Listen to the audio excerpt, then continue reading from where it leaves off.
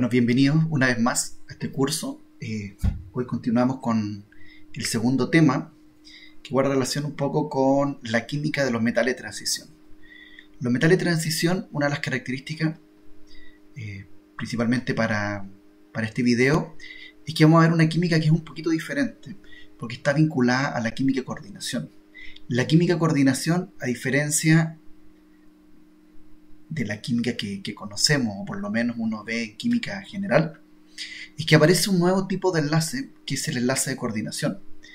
Ustedes conocen el enlace covalente, ¿cierto? Donde los electrones se comparten para formar un enlace. Conocemos el enlace iónico, donde en términos muy sencillos las moléculas interactúan a través de interacciones de iones. Cationes con aniones se unen para formar sales, redes cristalinas, etc.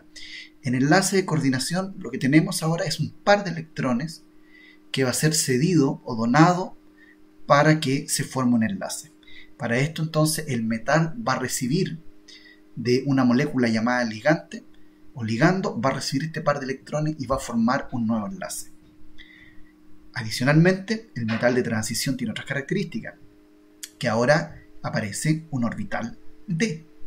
En el enlace covalente, en el enlace iónico, estábamos acostumbrados principalmente a los enlaces, a los orbitales S y P. Ahora, cuando analicemos entonces un metal de transición, vamos a encontrar también la presencia de este enlace de coordinación. Entonces, en la primera diapositiva, como resumen, ya sabemos que existen las metaloproteínas, que son macromoléculas, que pueden contener un átomo metálico en su interior, que en algunos casos, no en la mayoría, puede participar en un proceso catalítico activamente.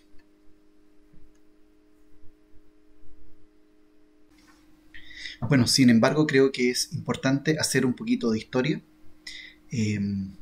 La química de coordinación no comienza propiamente en el siglo XX, con los estudios de algunos científicos y químicos ya especializados en el área inorgánica y ya con conocimientos más en detalle del comportamiento de la materia, sino que la química de coordinación se podría decir que ya se conocía en el 1700, en el 1800, principalmente porque los compuestos de coordinación en su gran mayoría son coloreados.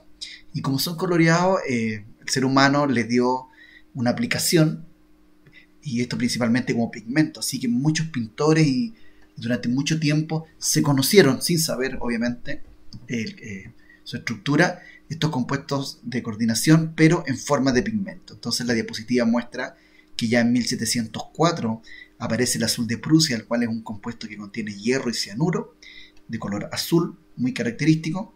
Otros compuestos como el cloruro de hexamin-cobalto, un complejo octaédrico de cobalto, en el cual el nitrógeno aporta sus pares de electrones para formar un enlace con el metal, en este caso el cobalto, forma este pigmento de color amarillo.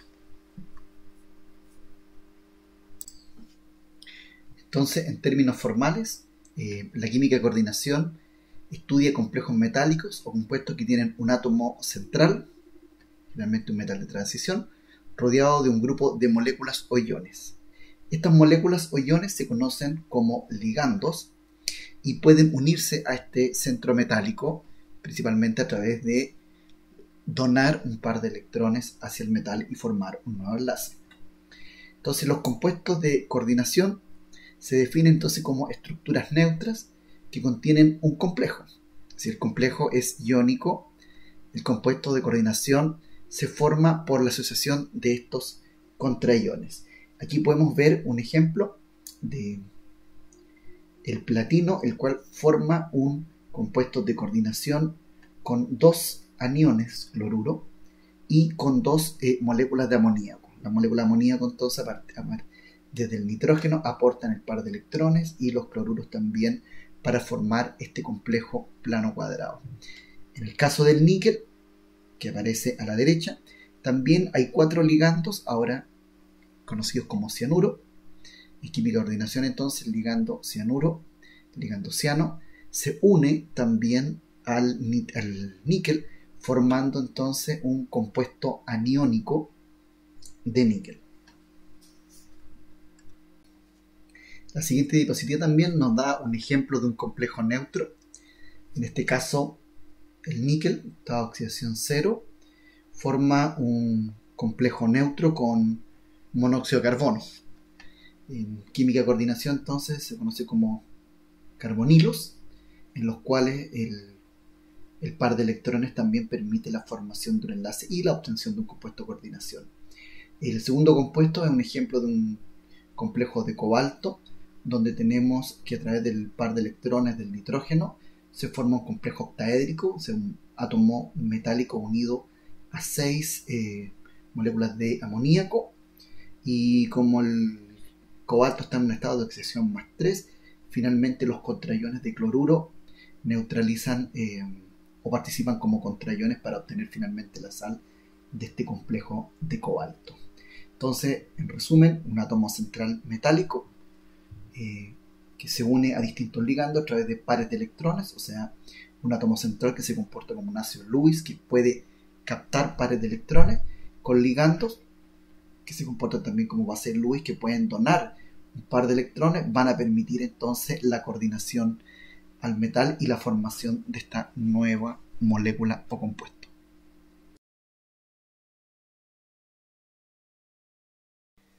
Bueno, sin ir más lejos, todo este conocimiento que fue desarrollado principalmente en forma sistemática a partir del 1900, permitió que Alfred Werner en 1913 recibiera un premio Nobel por su trabajo sobre la unión de los átomos de las moléculas y dar un paso bastante interesante en la química inorgánica. Él trabajó principalmente con amoníaco, con cloruro de cobalto, y permitió de alguna forma deducir y entender el comportamiento de estos compuestos de coordinación. Para que se estimulen un poco, espero que no se depriman, Alfred Werner a los 26 años propuso la teoría de coordinación. Así que no pierdan la esperanza de que ustedes a su edad también ya pueden ser creativos y pueden comenzar a hacer un trabajo que puede ser muy importante para la ciencia. Aquí tenemos entonces algunos ejemplos de complejos neutros. En el caso del diamín diclorocobre 2, el tetracarbonil níquel, que tiene un átomo de níquel en estado de oxidación 0 y 4 grupos carbonilo o monóxido de carbono. Tenemos aniónicos también, en el caso de tetraciano cuprato 2, ¿cierto? Y hexanitrocobaltato 3. También son dos ejemplos de complejos que pueden ser aniónicos. También tenemos catiónicos como estos compuestos aminados de cobre y de plata, en el caso del catión de diamín plata 1 y catión tetramín cobre 2. Como pueden observar, la forma de nombrar estos compuestos es diferente.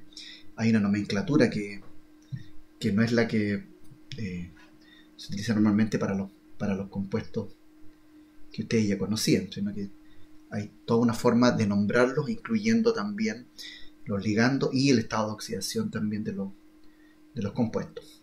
Entonces, los ligandos que vamos a utilizar pueden ser en resumen neutros. Por ejemplo, la molécula de agua ya se considera como un ligando, tiene un par de electrones que va a permitir la coordinación con metales.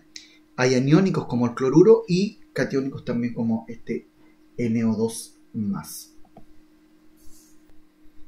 Con respecto a la coordinación, los ligandos tienen dos posibilidades principalmente. Una, ser ligandos monoventados que por una sola parte del ligando van a ceder un par de electrones, y ellos se llaman ligandos monoventados.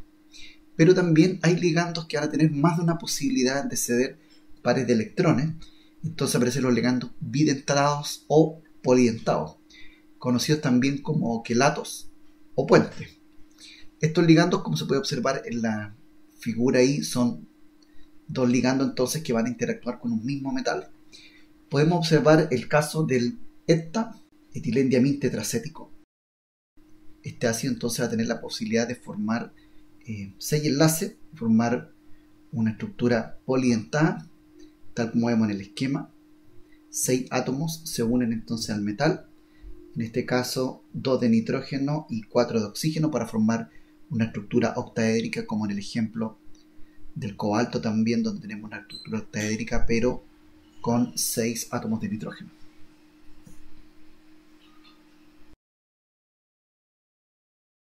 En el caso de la etilendiamina, abreviado como ED, nos permite también formar enlaces bidentados a través del nitrógeno. Podemos ver el caso de la formación de este complejo de cobalto con cloruro y con N. Se observan bien, el complejo es catiónico y el cloro ahí cumple dos funciones. Una como ligando cuando se une directamente al metal, y también está en forma de contraión, en forma de cloruro. En el caso del acetilacetonato o ACAC, también podemos observar un ligando, bidentado que se une a través del oxígeno al metal. Y finalmente, bueno, ya lo habíamos visto en el caso del ETA, etilendiamina tetracético, un ligando muy utilizado. No solamente se une a metales de transición, por ejemplo, también se puede unir al calcio, al magnesio, etc. Y una de las cosas interesantes es que queda como un complejo final aniónico. Estos complejos con carga, una de las cosas útiles es que finalmente son solubles. Para poner en contexto, a nivel biológico, entonces, la importancia de los agentes quelantes o polidentados. Aquí tenemos un caso del ligando tipo porfirínico, un anillo tetrapirrólico, donde en el centro tenemos 4 nitrógenos que van a permitir entonces que se pueda coordinar o se puedan coordinar algunos metales que van a tener mucha importancia a nivel biológico. En el primer caso podemos observar el hierro. Este metal entonces se encuentra coordinado a este anillo polipirrólico y lo vamos a encontrar en la hemoglobina. Entonces ahora hay 2 nitrógenos que van a aportar un par de electrones libres para formar un enlace, y los 2 otros nitrógenos van a perder un protón y también van a entregarse par de electrones libres para que se pueda unir vía 4 enlaces de coordinación el hierro a la hemoglobina. Hay una quinta posición también que nos observa acá y una sexta posición que va a quedar disponible para moléculas de oxígeno. En el caso de la clorofila ocurre exactamente lo mismo. Un anillo de esta misma naturaleza, tetrapirrólico, también va a tener la capacidad entonces de fijar este metal y formar un compuesto de coordinación para posteriormente participar en procesos de fotosíntesis.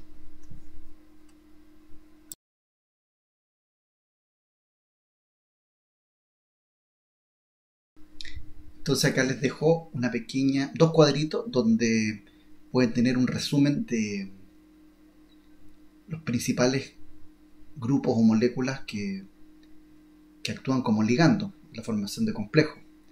Tenemos aniónicos desde ahora ya no llamado cloruro ni bromuro, sino que con nombres como bromo, cloro, fluoro. En el caso de algunos halógenos tenemos el oxo, hidroxo, los grupos ciano, tiocianato, etc. Aniones que también son utilizados en el laboratorio para hacer algunas reacciones, incluso con metales de transición. El grupo peroxo, superóxido. También algunas moléculas neutras pueden observar también como el oxígeno molecular también es considerado un ligando, se comporta también como un ligando de coordinación. El grupo carbonilo o el monóxido, como habíamos hablado. La fosfina, el agua, generalmente un metal, un catión disuelto en agua, va a estar rodeado entonces ahora por estos ligandos de moléculas de agua. El nitrógeno también, el nitrocilo, etc. Incluso el hidrógeno ahora van a actuar entonces como ligandos de coordinación. Por último, y no menos importante en estos aspectos generales de la química de coordinación, también está vinculada a la geometría. Los metales en general pueden formar complejos o compuestos de coordinación con una gran variedad de geometrías.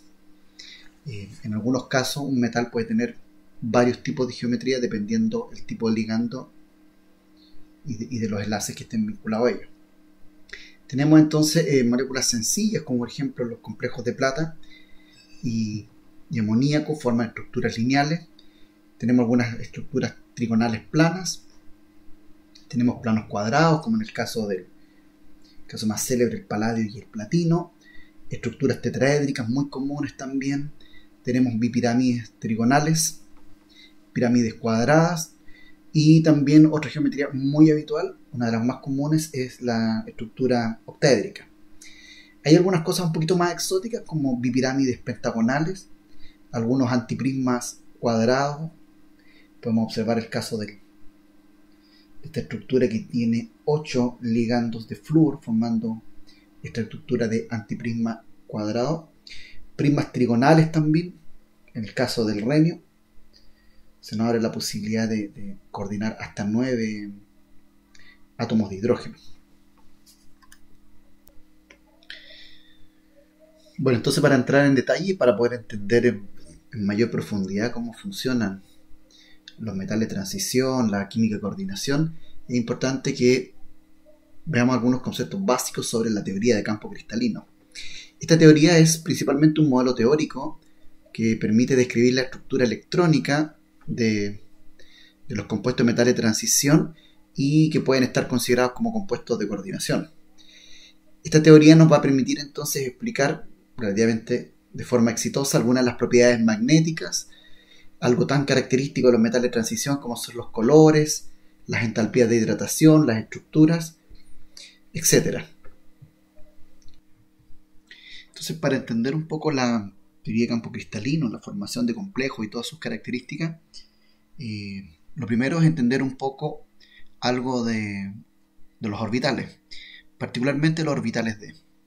Estos orbitales se dividen en 5 y para entender un poco de su formación, su geometría, sus características, normalmente se adscribe a un plano tridimensional con ejes X, Y Z y se distribuyen las densidades electrónicas o las probabilidades de encontrar electrones para entender un poco cómo se comportan. Entonces, con este modelo nosotros tenemos 5 posibilidades. Si la densidad electrónica se distribuye o se reparte principalmente a lo largo del eje Z, como en la primera imagen, nosotros tenemos un orbital que va a llevar el nombre de dz cuadrado. Quiere decir que están en todo el eje una mayor concentración de esta densidad electrónica o de estos electrones. Cuando los electrones se distribuyen entre los ejes X y Y, tenemos el orbital dx cuadrado y cuadrado, el cual va a dar cuenta de esa posición que tiene la densidad electrónica de su orbital. Y por el contrario tenemos 3 orbitales donde ahora la ubicación de la densidad electrónica nos va quedando disponible solo entre los ejes, ya que los ejes están ocupados, x cuadrado y z cuadrado están ocupados. Entonces entre los ejes vamos a tener 3 posibilidades. Entonces aparece un orbital llamado DIZ, que entre el eje Y y Z, y en ese ángulo de 45, se nos va a distribuir la densidad electrónica. Después entre Z y después entre X e Y. Entonces finalmente los 10 electrones que puede almacenar o puede contener estos orbitales van a estar distribuidos en estas 5 ubicaciones.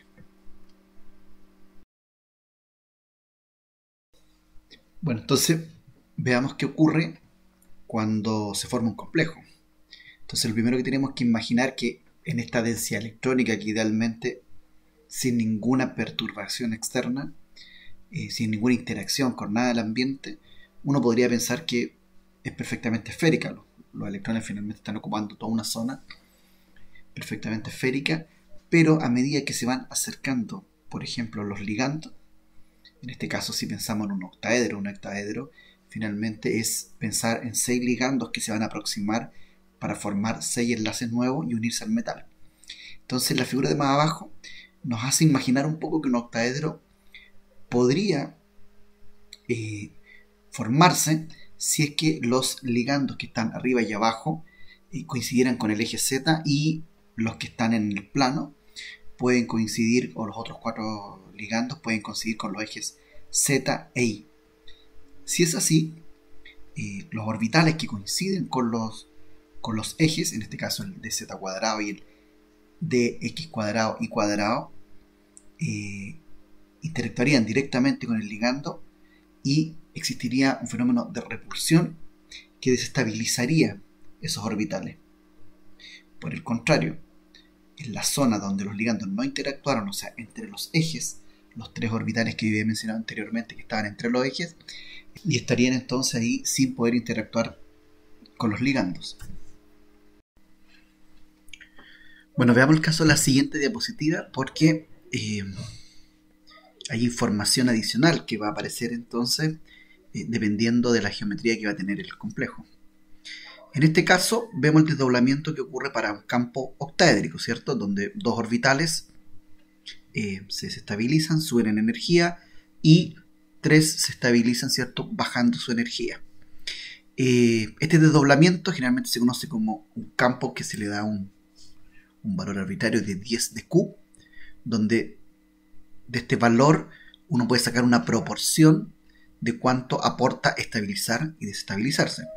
Para estabilizarse, entonces, bajamos en energía 2/5 por cada electrón y cuando nos estabilizamos con 3/5 de ese campo que se desdobla.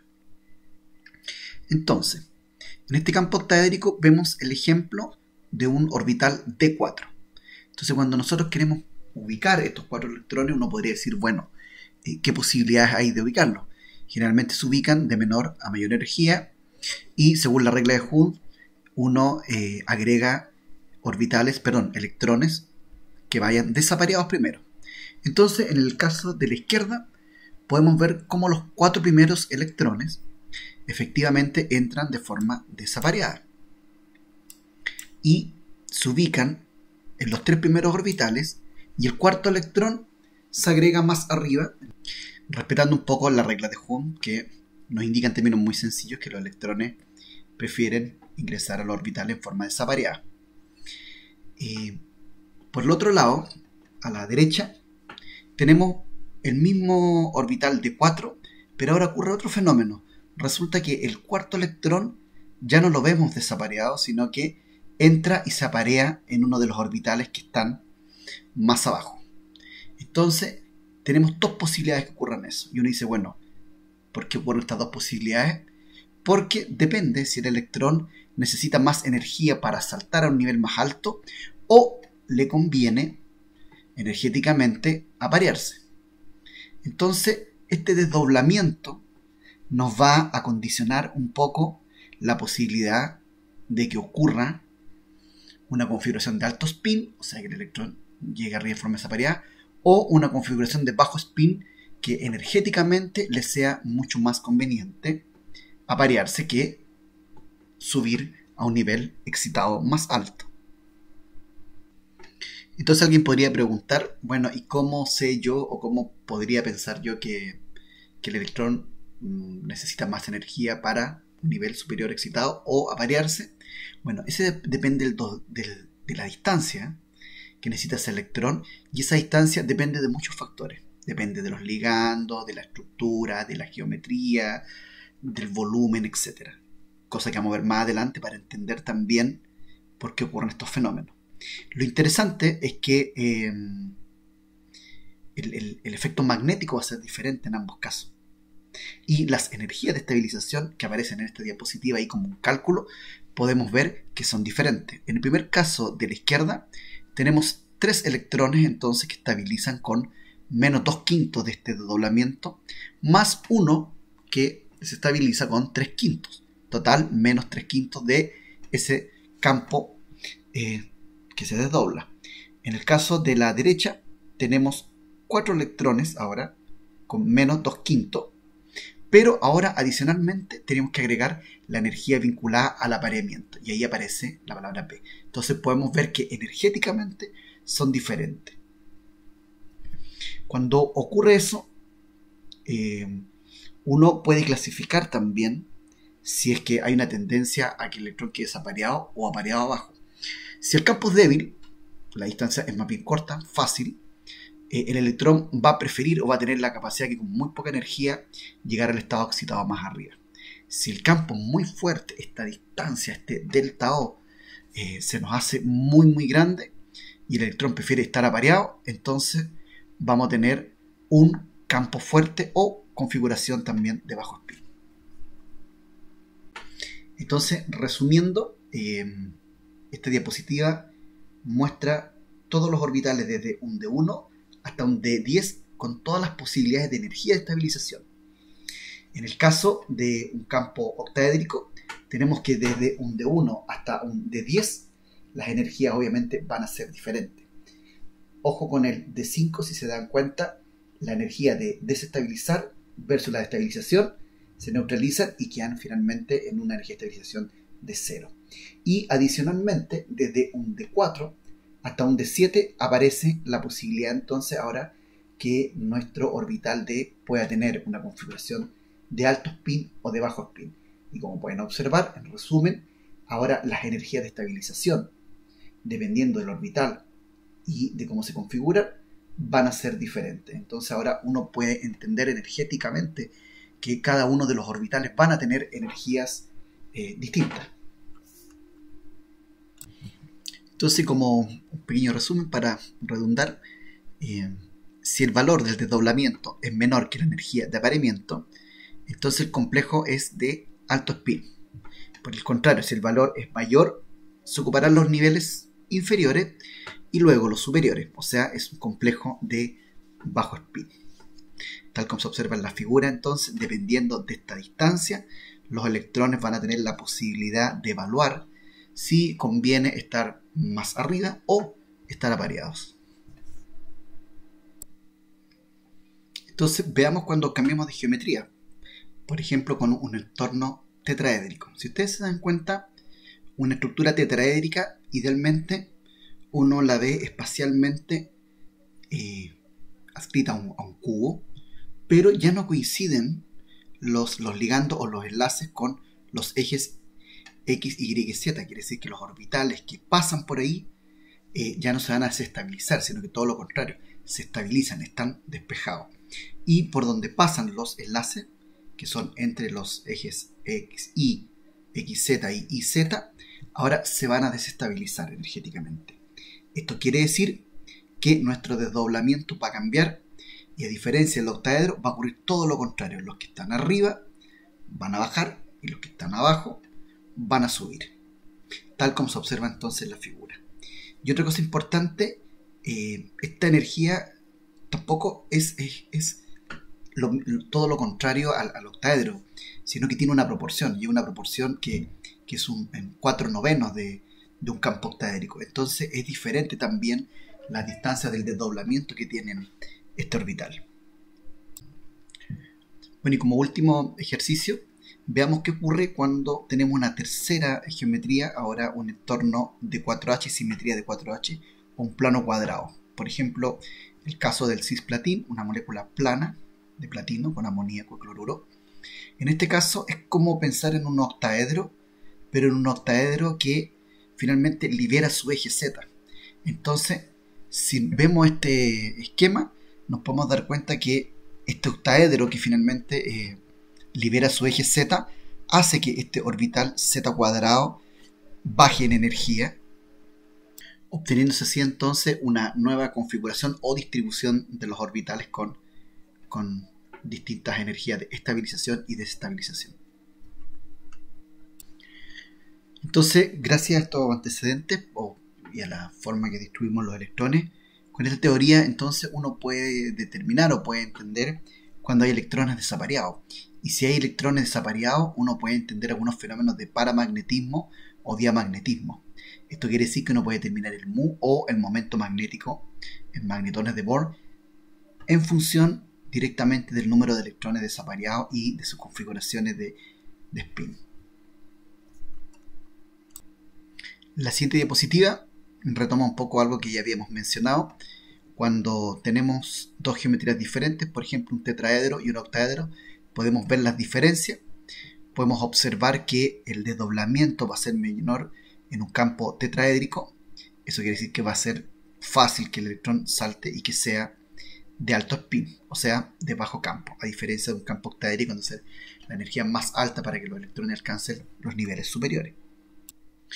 Otro de los factores también que condicionan esta energía de desdoblamiento está el estado de oxidación del metal. Entonces, dependiendo del estado de oxidación, el metal o las características espectroscópicas van a ser diferentes. Por ejemplo, en el hierro 2, si lo comparamos con el hierro 3, aumenta a medida que aumenta el estado de oxidación. Lo mismo ocurre el cobalto, con un delta de 9700 centímetros en menos 1 a un cobalto más 3, donde prácticamente se duplica esa energía de ese campo de estabilización. Si comparamos también la naturaleza del ion metálico y su ubicación en la tabla periódica, vemos que también este campo de desdoblamiento aumenta a medida que baja en un grupo. Esto quiere decir que, obviamente, cuando pasamos de un 3D a un 4D a un 5D, el volumen de ese catión va a ser, o ese metal va a ser mayor.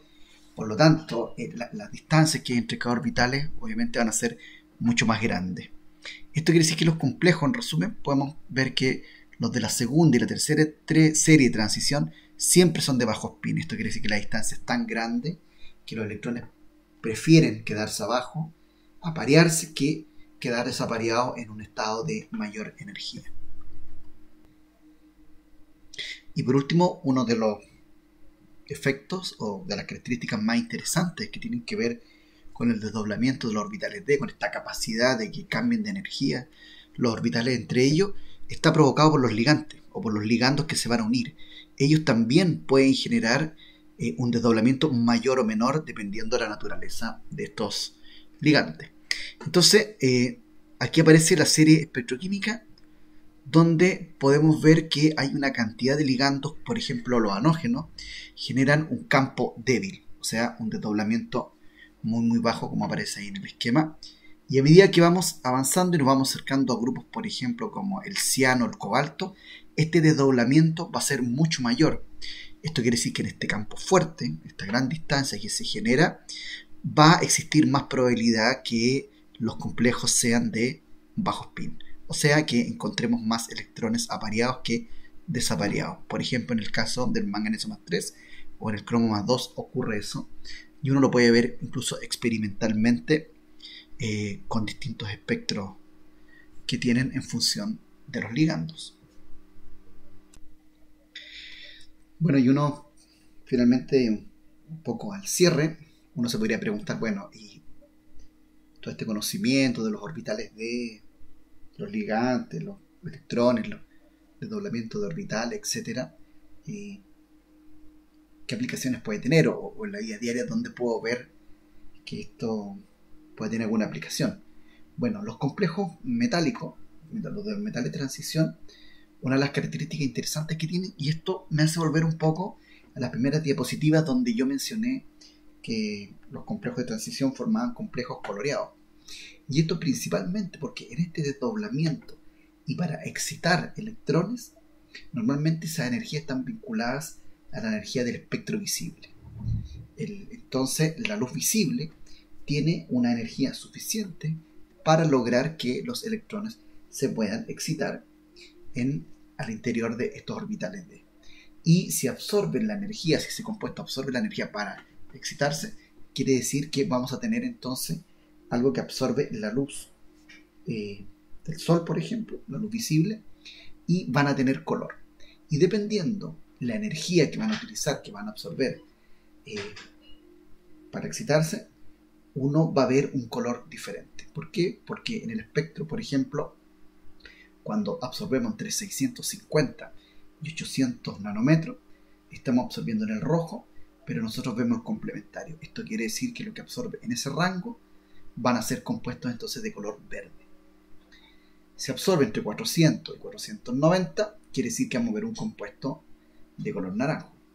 O si es amarillo, quiere decir que está absorbiendo entre 400 y 430 en violeta, para ver el complementario, que es el color amarillo. Entonces podemos observar ahí al centro que, dependiendo de este desdoblamiento, vamos a tener distintos colores. Entonces ahora los complejos van a ser fuertemente coloreados, al menos de los metales de transición de las primeras series. Y si el ligando va a alterar este campo, eso quiere decir que en función del ligando yo también puedo cambiar los colores de los complejos. O si cambio el estado de oxidación, también puedo cambiar el color de la solución o del complejo que voy a estar analizando.